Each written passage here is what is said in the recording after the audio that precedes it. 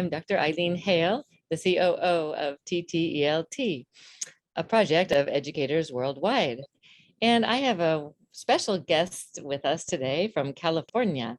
We have Makaela Anderson, who's going to talk to us about creating a love for reading. I'll let her share how she's going to do that, but a quick introduction.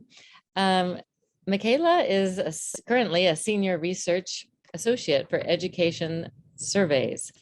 She has had extensive experience with comic books, participating in over 20 years of comic book conventions, which she will share more about with you. As well, she was an English language fellow in Niger and Cote d'Ivoire, and has been teaching English as a second or foreign language for over 10 years. So welcome, Makaela. We're so happy to have you today. Thank you so much for having me. It's great to be here with you. Yeah, we're thrilled to have you. So tell us and our listeners how you have gotten onto this topic of creating a love for reading. What even brought you into that topic to begin with? Thank you so much for asking this, because this is how I got into comics and reading is actually a really big motivator for me as a teacher and how I engage with my students. So I come from a family of readers, but I was not blessed with that natural inclination. So everyone around me is always reading. And especially when I was a child, I didn't have that natural desire until I found some comics, and I just found them really entertaining, and I felt like they spoke to me more than some of the stories that I had been reading in conventional books. And so I got more and more into them. And all of a sudden, I just became this huge reader without even recognizing that I was actually a reader. So comic books were sort of the gateway that I used into my own love for reading. And I use that when I am with students who are either low level or maybe suffer from the same things that I did when I was younger, that they just don't have that instilled in them, or just might not be a natural flow for them.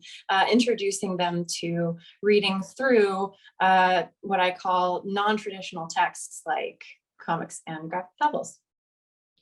Right. I totally agree with you. And wondering, so how can you give us the conceptual framework for integrating like a comic strip into your classroom, and how, I mean, given that teachers have their given text so they have to use, you just bring it in like as an icebreaker every day? And where do you find your comic strips? Like, how do you go about the process of bringing them into class and using them as a reading tool with your students? Of course. So for me, whenever I have a lesson, I always try and make sure that I'm covering all the standards with it. Now, I have been very fortunate that I have had a very supportive administration that have allowed me to go in and ultimately convince them why comic books and graphic novels and these types of resources are really good, and not only are good for our students, but fit into the lesson plan and the standardization that may exist within the institution's framework. So that's sort of my first thing, is that when I look for these types of resources to use, I make sure that they are directly linked to whatever student learning outcomes I may have for the course, or the lessons that I have for that particular unit, something along those lines. And that it's something that I feel that I can successfully pitch to the powers that be, whoever they may, in order to make sure that everyone is on board and everyone has that buy-in. So that's the first thing that I do. And then the second thing I do after I've gotten approval is I make sure that whatever I'm choosing is appropriate for the level and for the age that I'm teaching. Now, my experience has been primarily with adults and university students, either in a college or professional atmosphere. But when I have taught, high school, middle school, and even elementary school students, you have to make sure that the content is appropriate. You have to make sure that the language is good, not just with the level, but also the ideas that are being expressed. So that's the second thing that I would say that I always go through on that little checklist. And then after that, I have sort of a guideline of what I'm looking for.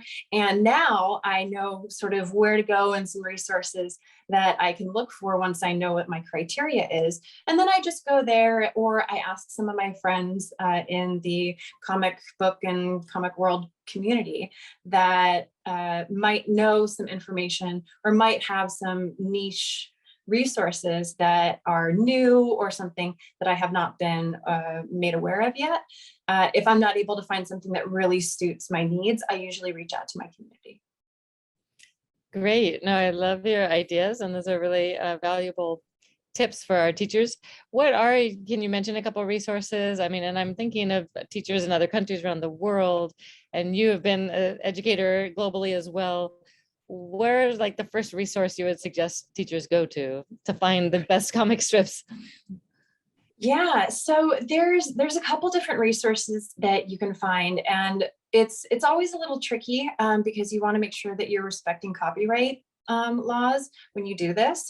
So making sure that everything doesn't have any copyright limitations on it. And if you are familiar with American English, they actually have, I believe at this point, 3 comic books that are available on their website, free to download.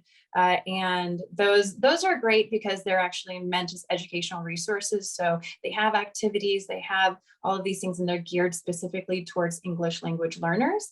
But if that's something that you already have and you've already used or investigated, then I would just use your favorite search engine and just go in and say, like daily comics. And then you'll see the ones that are, royalty free that you can go in and use. And most of those are pretty short. They're called comic strips instead of comic books because they're short. And those are a good place to start, in my opinion. Once you get exposed to some of those, then you'll find ones that you really like that then also have comic books that are associated with them. And there's a lot of resources online right now. This is a big topic. So a lot of older comics, they are releasing all of their editions online for free for educational use. And there are even some people that are creating comics that are specifically made for distribution that take into account learners. They're not necessarily made specifically for learners, but their education component is taken into account. And the one that I'm thinking of for that is the Burka Avenger series, which is a comic book that's available online. And there's also a teacher's book as a supplement and a student book that goes along with it, along with like videos and all of those things too. So yeah, just go onto your search engine of choice and type in, comic books or, interesting comic books or comic books for kids or teens or adults or whatever way you want to search. And I guarantee you're going to find some good stuff. Okay, great. And we will put in our show notes the links for American English comic books and the other one you mentioned. Brooks, how did you spell that one? The one I'm not even familiar with that one. Burka Avenger. How do you spell that? Burka Okay. Avenger. Yeah. Okay. Burka Adventure. Great. Something new we all learn every day. That's great. And so let's jump into, if you don't mind, the other topic you wanted to talk about within this concept of reading and creating this love for reading, graphic novels. Can you tell us, for our listeners globally, I think this is a relatively new topic for some teachers. Can you define what do you mean by graphic novels and then share how you got involved in this as a reading technique? Absolutely. So as I mentioned before, comic strips are short, right? Each one, those little boxes, they're called panels. And usually a comic strip has between 4 and 6 panels. So those are usually aimed at beginner students and above. So anybody who is even at an elementary level can engage with them because there's not a lot of content to have to absorb, right?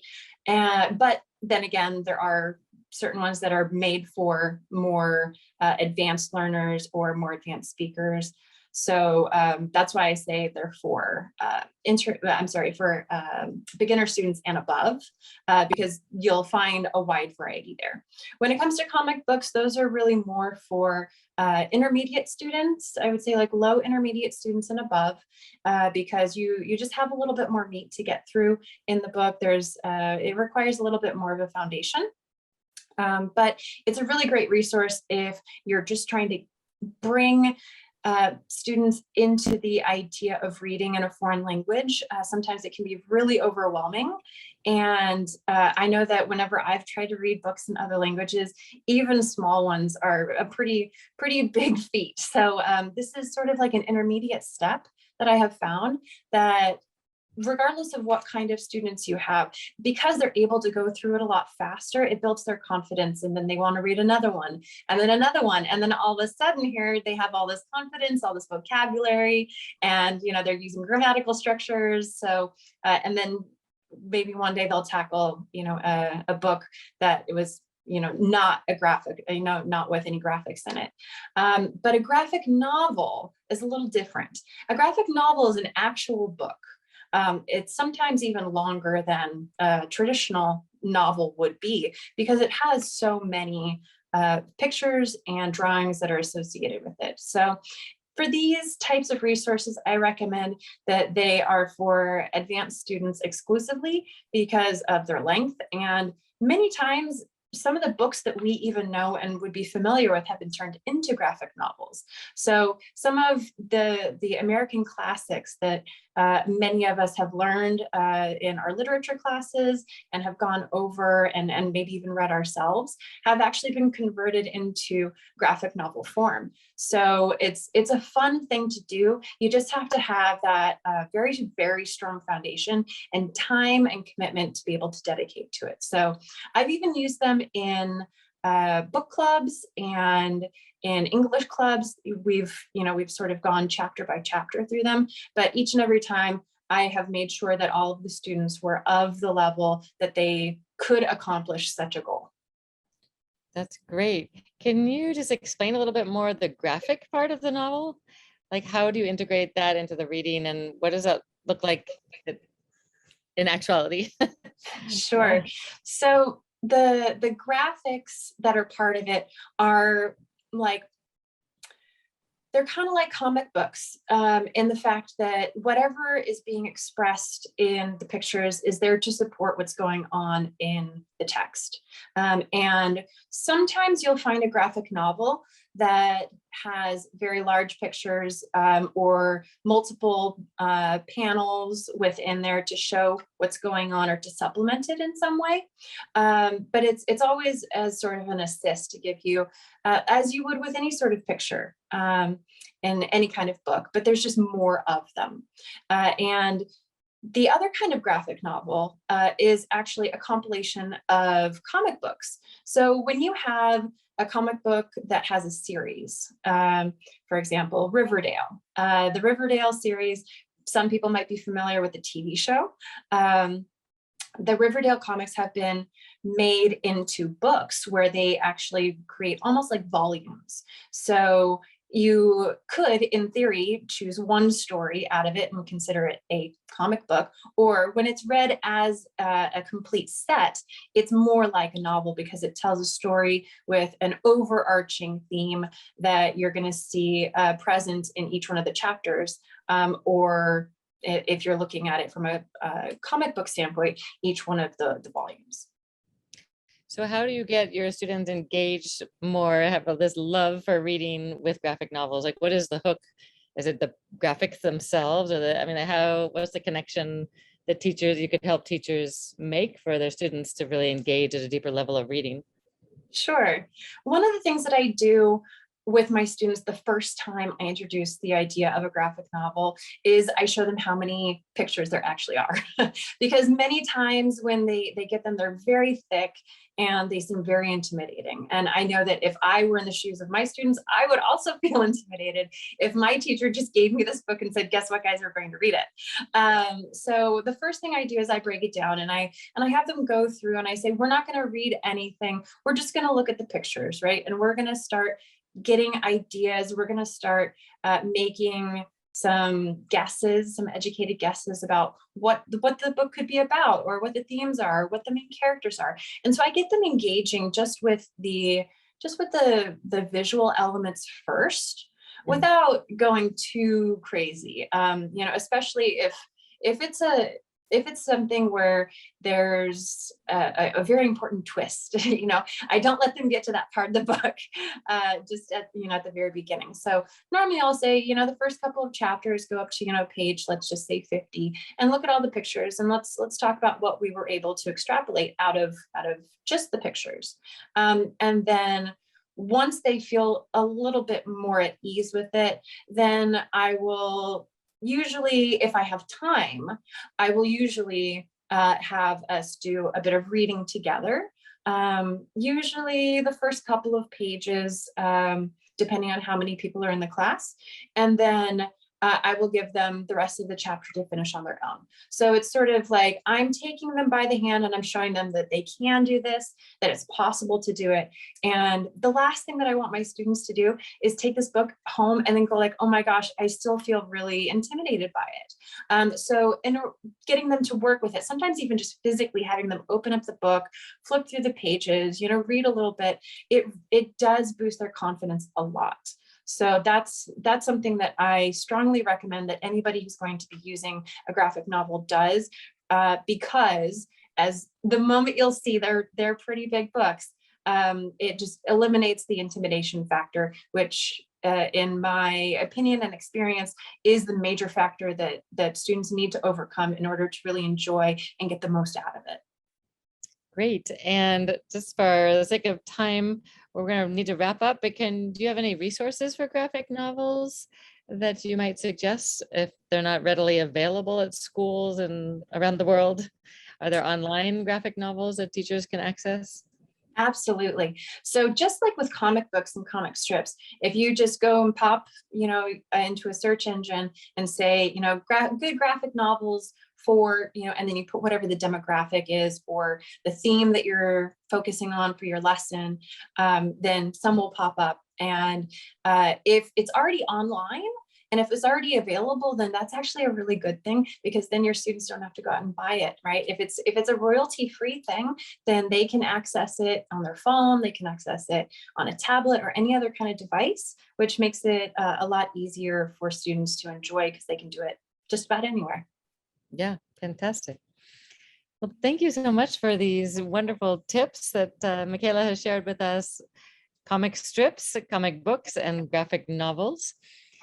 And we really appreciate your time and sharing these ideas with our listeners today. In summary, Makaela shared with us some great techniques and tips for creating that love for reading with your students. First, she mentioned comic strips, which are really great for all ages and all levels of English language learners because they're short and sweet, usually with up to 6 panels. She's provided some resources for those, as well as comic books for our intermediate level learners. She also provided some amazing links that you can find in our show notes, both for American English comic books that are already created with activities for our teachers, and Burka Avenger series. So again, look for our links on our website and our show notes.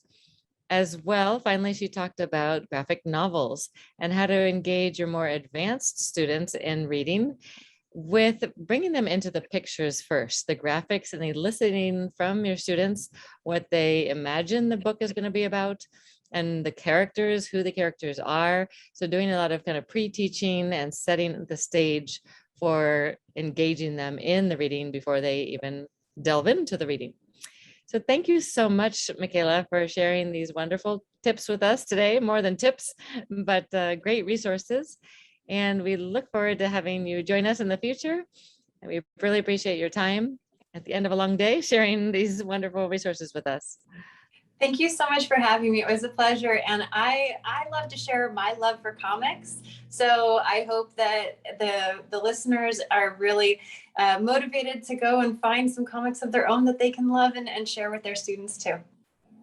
Wonderful. And if our listeners want to find you, is there a website and or email that you could share? for anybody who wants to follow? Yeah, absolutely. If you'd like to connect with me on LinkedIn, my name is Makaela Anderson, just like it is in the show notes here. And you can connect with me there. I'd be very happy to follow the conversation up with any questions that you might have. And follow us on our website, ttelt.org, for prior and new upcoming podcasts, our Facebook TTELT group, Instagram at t.ttelt, and Twitter at TTELT1. Thanks for joining us today.